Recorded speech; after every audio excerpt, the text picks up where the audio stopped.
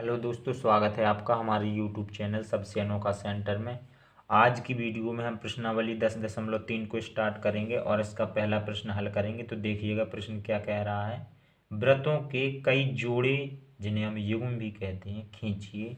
प्रत्येक जोड़े में कितने बिंदु उभयनिष्ठ हैं? उभयनिष्ठ बिंदुओं की अधिकतम संख्या क्या है? ठीक है, प्रश्न कह रहा है कि आप लोग कुछ व्रतों के जोड़े खींचिए। ठीक है, दो व्रतों के जोड़े खींचिए।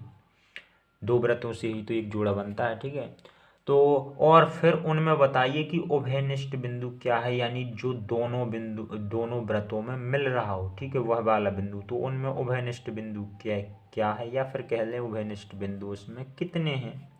और जितने भी जोड़े बनाएंगे हम लोग, तो उसमें अधिकतम अधिकतम उभयनिष्ठ बिंदुओं की संख्या हमें बतानी है। ठीक है, तो देखिएगा यहाँ पर हमने कुछ जोड़े व्रतों के बना रखे हैं, 5 जोड़े बना रखे हैं। ठीक है, चाहे जितने जोड़े बना सकते हैं, इसमें कोई भी प्रॉब्लम नहीं है। तो अब हम लोग इन पांचों जोड़ों में उभयनिष्ठ बिंदुओं की संख्या देखेंगे और फिर हम बाद में बताएंगे कि उभयनिष्ठ बिंदुओं की अधिकतम संख्या क्या है। ठीक है, तो देखिएगा हम पहले जोड़े पे आ जाते हैं। पहले जोड़े में उभयनिष्ठ बिंदुओं की संख्या कितनी है? इसमें एक भी उभयनिष्ठ बिंदु नहीं है, क्योंकि ये जो व्रत हैं ये तो अलग अलग हैं, एक दूसरे को कहीं पर काट नहीं रहे हैं। उभयनिष्ठ बिंदु जब हमें मिलते हैं जब या तो वे काट रहे हों या फिर एक दूसरे को स्पर्श कर रहे हों। ठीक है, तो ये तो अलग अलग है। तो यहाँ पर उभयनिष्ठ बिंदु की संख्या क्या हो जाएगी? यहाँ पर हो जाएगी उभयनिष्ठ बिंदुओं की संख्या 0। ठीक है, तो यहाँ पर हम लोग लिखेंगे उभयनिष्ठ बिंदुओं की संख्या, उभयनिष्ठ बिंदुओं की संख्या बराबर 0। ठीक है, इसी प्रकार यहाँ देखिएगा, यहाँ ना तो ये दोनों व्रत एक दूसरे को स्पर्श कर रहे हैं और ना ही काट रहे हैं। ठीक है, तो इनमें भी क्या हो जाएगा? हमारे उभयनिष्ठ बिंदुओं की संख्या हमारी 0 हो जाएगी। ठीक है, चूंकि हमारे एक व्रत के अंदर दूसरा व्रत है, एक दूसरे को काट नहीं रहे हैं। ठीक है, तो यहाँ पर लिखेंगे उभयनिष्ठ बिंदुओं की, उभयनिष्ठ बिंदुओं की संख्या बराबर 0।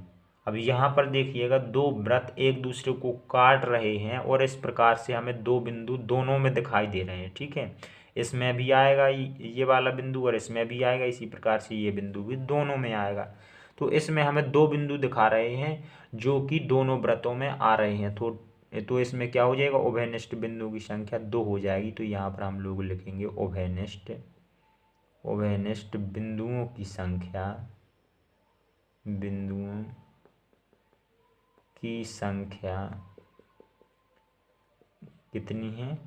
2 है। ठीक है, इसमें देखिएगा दोनों व्रत एक दूसरे को स्पर्श कर रहे हैं, तो हमें एक बिंदु दिखाई दे रहा है। ठीक है, देखिएगा, सो यहाँ पर हमारे उभयनिष्ठ बिंदुओं की संख्या कितनी हो जाएगी? 1 हो जाएगी। तो यहाँ पर हम लोग लिखेंगे उभयनिष्ठ बिंदुओं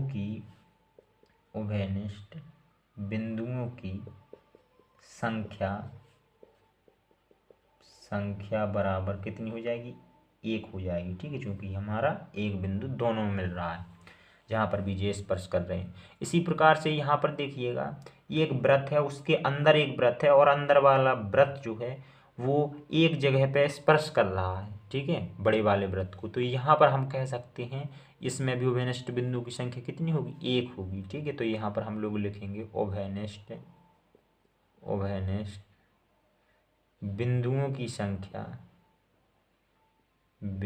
की संख्या बराबर 1। अब देखिएगा, हमने पांचों जोड़ों में उभयनिष्ठ बिंदुओं की संख्या ढूंढ ली है, पता कर ली है। अब इसमें देखिएगा अधिकतम यानी ज़्यादा से ज़्यादा उभयनिष्ठ बिंदु क्या है, मतलब कि बिंदुओं की संख्या कितनी है? उभयनिष्ठ बिंदुओं की संख्या ज़्यादा से ज़्यादा, तो हम यहाँ पर देखेंगे तो हमें मिलेगा 2। ठीक है, चूंकि 2 ही इन सभी उभयनिष्ठ बिंदुओं में संख्या में सबसे बड़ा है। ठीक है, तो देखिएगा, हम लोग कह देंगे अधिकतम उभयनिष्ठ बिंदुओं की संख्या 2 व्रतों के युग्म में क्या होगी? 2 होगी। आप लोग चाहे जितने भी व्रतों के युग्म बना लें, तो उसमें 2 से अधिक उभयनिष्ठ बिंदु नहीं मिलेंगे। ठीक है, तो यहाँ पर हम लोग लिख सकते हैं अतः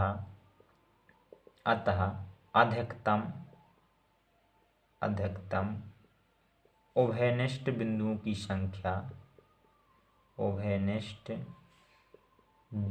की संख्या कितनी है? बराबर 2 है।